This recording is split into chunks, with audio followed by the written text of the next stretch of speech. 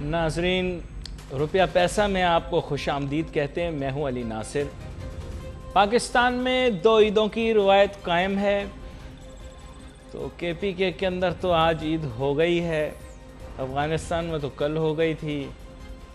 तो अब ईद मुबारक कब किसको कहना है ये अब आप लोग खुद ही बता दें। खैर, एक बात तो तय है कि इस दफ़ा फवाद चौधरी साहब का ईद के चांद देखने से कोई ताल्लुक़ नहीं था। हाँ, उनको देखने को और बहुत सारी चीज़ें मिलेंगी, चांद ना सही, फवाद चौधरी साहब को मुस्तकबिल में तारे देखने ज़रूर मिलेंगे। खैर, आगे चलते हैं। तो मेन एम यही है कि आज ज़ाहिर बात चांद रात होगी और लोगों के जहन में बड़ा तजस्सुस होगा।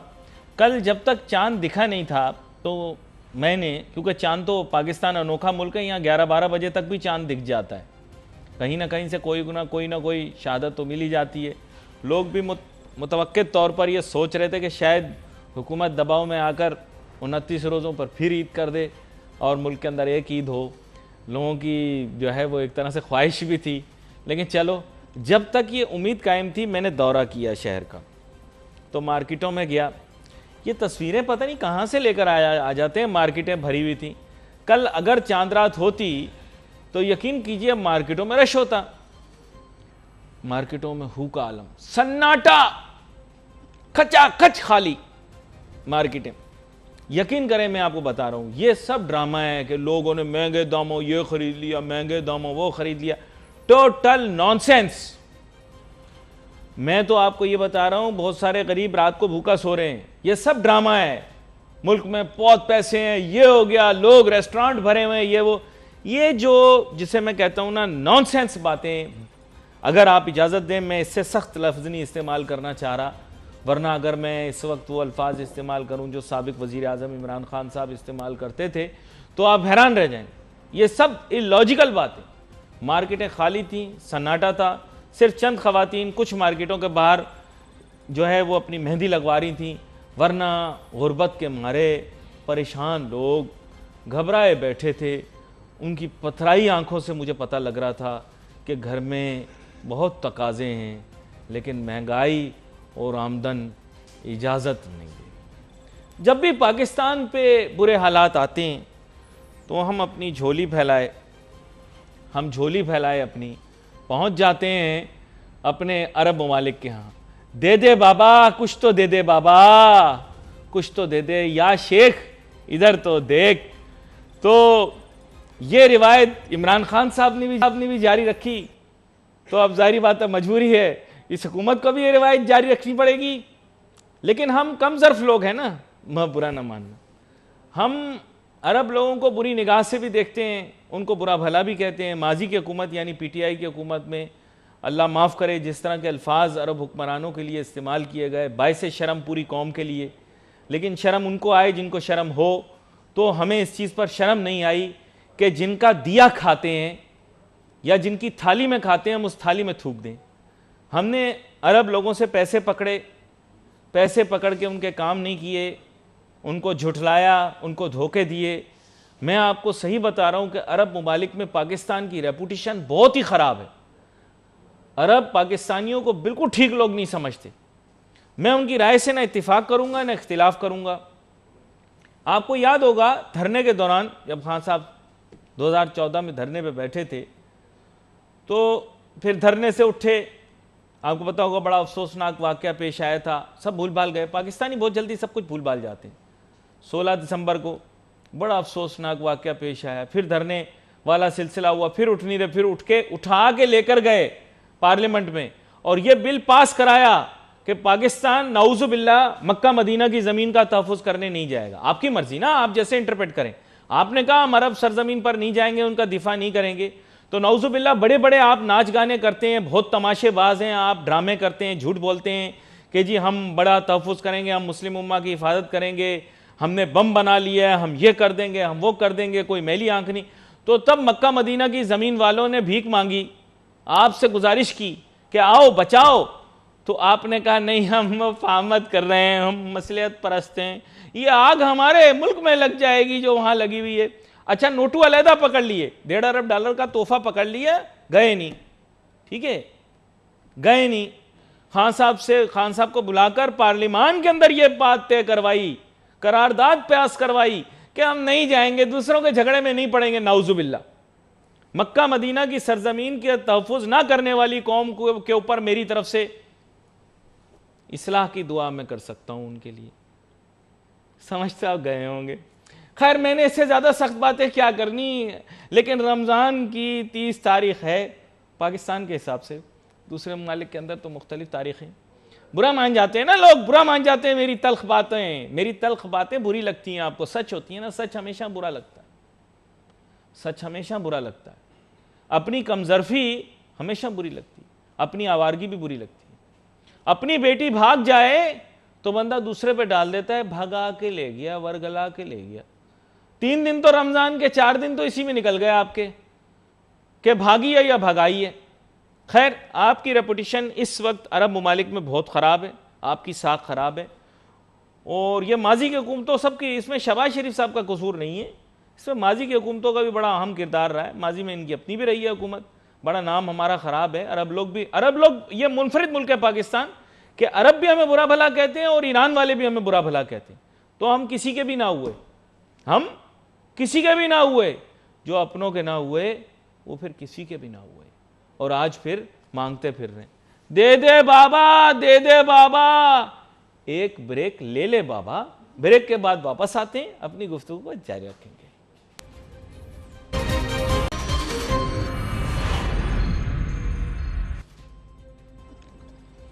बस मांगने की ये ऐसी आदत पड़ी हमें, जब हमें पैसों की ज़रूरत पड़े हम पहुंच जाएं मशरिक़ वुस्ता।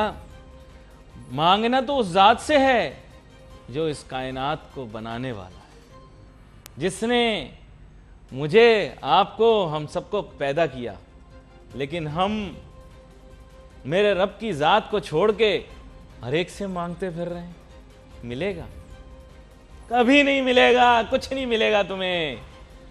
मांगो उससे जो ज़ात देने वाली है, जो भूखे को खाना खिलाती है। अरबों में है आबादी दुनिया की, अरबों में नहीं, वो वाले अरब नहीं, अरबों में, गिनती में अरबों में है। उन सब की ग़िज़ा का इंतज़ाम, सबके रिज़्क़ का इंतज़ाम मेरे रब की ज़ात करती। उससे मांगे बगैर कैसे दूसरों से मांग के गुजारा होगा? नो की समती ठीक नहीं है। फिर कहते हो ये एंकर आके ऐसी बातें करता है, कड़वी बातें तो मैं करूंगा। अच्छा, पहुंचे अरब लोगों के पास, वहां गए, Prince Mohammad bin Salman sir, अस्सलाम वालेकुम।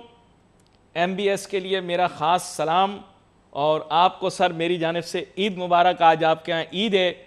मैं अपने सारे सऊदी भाइयों को मोहब्बत और प्यार का पैगाम देना चाहूँगा।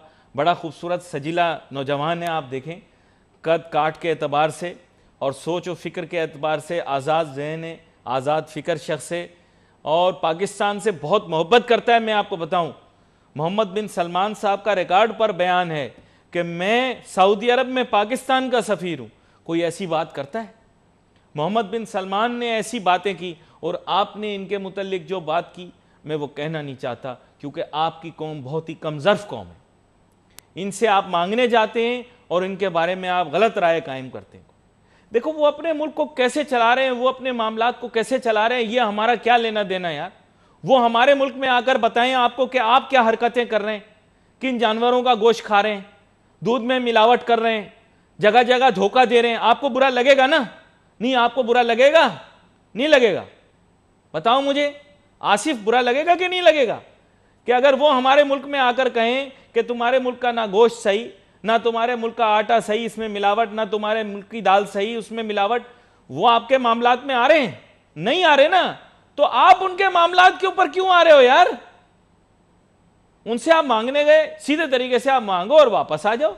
और यही मेरे ख्याल से शहबाज शरीफ साहब ने इस दफ़ा कहा, अरबी में बल्कि उनके साथ टॉकिंग की। अरबी अच्छी है वैसे इनकी, शहबाज शरीफ साहब की अरबी अच्छी है। मैं उम्मीद करता हूँ कि अरबी सुन के अरबियों को हम पर या हमारे मुतल्लिक ख्याल आए, और वो हमें कुछ ऐसी पेमेंट वगैरह नोटू दें जिससे हमारे मामलात चलें। I love you MBS, I love you Mohammed bin Salman. हम ऐसी लोग गलत बात करते हैं, हम चाहते हैं कि आप हमारी मदद करें और हमारी ख्वाहिश है कि इस वक्त आप मदद करें, क्योंकि मैं आला ज़र्फ़ हूँ और मैं चाहता हूँ कि मेरे मुल्क की मदद आपकी तरफ से आए। तो यहाँ पर एक छोटी सी ब्रेक लेते हैं, ब्रेक के बाद वापस आते गुफ्तगू जारी।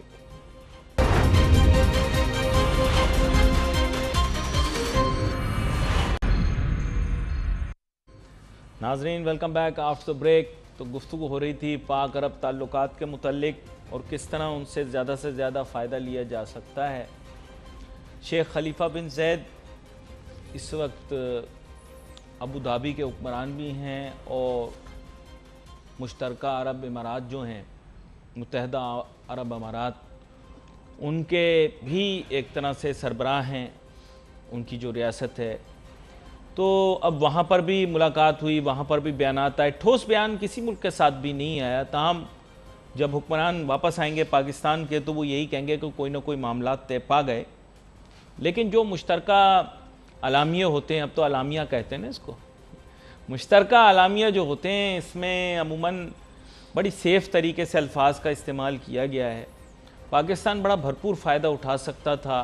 अरब ममालिक के पास बहुत नोटू पैसा, जागीर और रियासत है, बहुत पैसा हमें दे सकते हैं, लेकिन कुछ हमारी गलत पॉलिसियाँ हैं, कुछ हमें जोग्राफिया का भी नहीं पता, हमने गलत समत में देखना शुरू कर दिया, फिर हम कुछ ममालिक के झांसे में आ गए, ख़ुद भी बेवकूफ़ बने, उन्हें भी बेवकूफ़ बनाया। पहले हम चीन के चक्कर में पड़ गए, उसमें हम बहुत ख्वार हुए, मिला कुछ भी नहीं।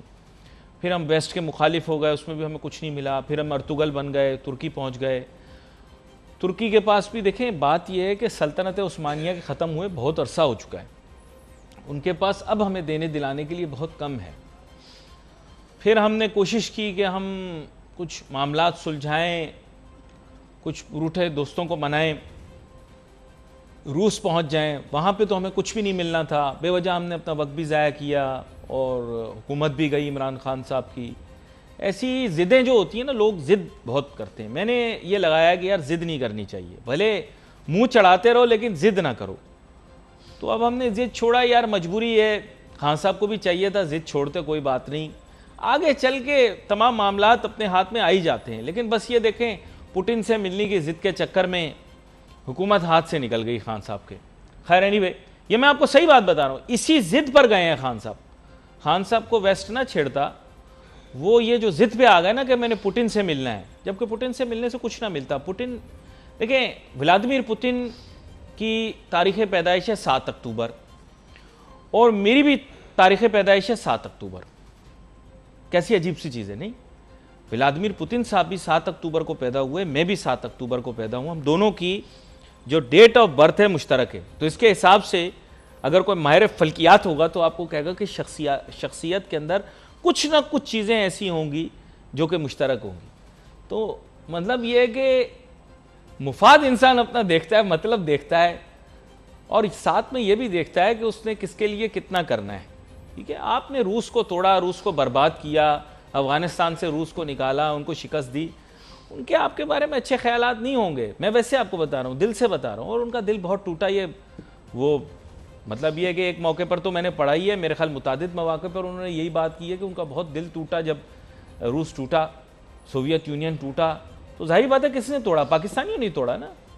तो उनको पता है कि पाकिस्तानियों ने उनका मुल्क तोड़ा है। मेरे ख्याल से उनका दिल कभी भी हमारी तरफ साफ़ नहीं होगा, लेकिन ज़िद में चले गए, हुकूमत निकल गई। खैर, इस मामले को थोड़ा सा बदल के इस तनाजुर में देखते हैं कि अरब ममालिक से हमने कैसे बिगाड़ी। अरब ममालिक को हमारी ये अदा बहुत नापसंद आई कि हमने नोटू पकड़ लिए और हमने वहाँ पर जाने से इनकार कर दिया। क्या हुआ कि आपको पता होगा, यमन में हूथी बागी जो हैं उनकी तादाद तो कम है, हूथियों की तादाद कम है, वो तकरीबन कहते हैं कि 15% तक हूथी होंगे। तो उन्होंने जब अग्रेशन की तो हमने वहाँ जाने से इनकार कर दिया, गलत पॉलिसी रही। खैर, मेरी अपनी राय होगी और दूसरों की अपनी। राशिद सिद्दीकी साहब हमें ज्वाइन कर रहे हैं, साबिक सरबराह रहे हैं, काटी के मारूफ ताजिर सनतकार शख्सियत भी हैं और इसके साथ साथ बैनुल-अक़वामी उमूर के ऊपर एक गिरफ्त रखते हैं। तो मैं वेलकम करता हूँ आपको राशिद सिद्दीकी साहब। वेरी मच नासिर, बहुत शुक्रिया आपका। पेशगी ईद मुबारक भी कह देता हूँ आपको। आपको भी बहुत ईद मुबारक, आपके पूरे चैनल को, तमाम एंकर्स को, तमाम लोगों को मेरी तरफ से बहुत बहुत दिली ईद मुबारक। खैर मुबारक। और इसके साथ ही मैं आपसे पूछना चाहूँगा कि हमारे बिरादर मुसलमान ममालिक जो हैं अरब के अंदर, वहाँ पर अभी दौरा हुआ है शहबाज शरीफ साहब का, ज़रा इसके ऊपर आप अपना एक जायज़ा पेश करें। जो दौरा था, आप फाइनेंशियली उसके तौर पे बात करना चाह रहे हैं या जो हर तरह से, लेकिन फाइनेंशियल भी उसका एस्पेक्ट अगर आप डिस्कस करें। देखिए, फाइनेंशियल पे मैं थोड़ा सा देख रहा था कि हम बार बार जब भी कोई नई हुकूमत आती है तो वो पैसा मांगने के लिए वहां पे जाती है और उनसे पैसा वो उधार मांगती है। जी जी। कि हमको $2 मिलियन उधार दे दें, और वो अगर आप देखें तो बहुत तेजी के साथ हमको ह्यूमिलेट भी करते जा रहे हैं कि पहले वो हमको उधार दे दिया करते थे, अब वो कहते हैं ठीक है हम आपको $2 अरब दे तो रहे हैं, लेकिन आप उसको अपने अकाउंट में रखिएगा, आप उसको इस्तेमाल मत करिएगा। नहीं, हम तो अतिया मांगने जाते हैं। तो अतिया मैं कह रहा हूँ, शराफत से कह रहा हूँ, अतिया वैसे तो भीखी कह लेते हैं उसे, लेकिन हम अतिया मांगने जाते हैं, वो कर्ज के तौर पर देते हैं सर, हम तो मांगने नहीं जाते। अब वो आपको कर्ज के तौर पे नहीं दे रहे हैं ना, अब वो आपको डिस्ग्रेस कर रहे हैं कि वो कहते हैं ठीक है आप ये पैसा ले लें, लेकिन आप इसको अपने अकाउंट में रखेंगे, आप इसको इस्तेमाल नहीं करेंगे। अच्छा, तो ये भी पाकिस्तान की डिस्ग्रेस है। लेकिन अगर देखें ये ममालिक वाकई में अगर हमारे इतने सच्चे हमदर्द हैं और अगर ये वाकई में हमको अच्छा देखना चाहते हैं और हमारे इकोनॉमी के लिए हमारी मदद करना चाहते हैं, तो मेरा अपना ज़ाती ख्याल ये है कि हमारे जो वक्त जाता है वो बजाय उनसे उधार मांगने के, वो उनसे 2 अरब का बिजनेस मांगे। बिल्कुल। अगर आप किसी से 2 अरब रुपए का उधार मांगेंगे तो वो आपको 1 दफा दे देगा, 2 दफा दे देगा, तीसरी दफा तो वो आपको उधार नहीं देगा। और अगर वो आपको लोन देगा तो वो 2 अरब के ऊपर कम से कम एक आधा % तो अपना एक मार्जिन भी मांगेगा। लेकिन जब वही आप 2 अरब का बिजनेस मांगने के लिए जाते हैं तो बिजनेस की एक ट्रांजैक्शन तकरीबन 3 महीने में कंप्लीट हो जाती है। तो इस सूरत में आपके मुल्क में जो पैसा आएगा वो 8 अरब रुपए आएगा, और इस 8 अरब के अगेंस्ट में जब आप उनको पैसा वापस करेंगे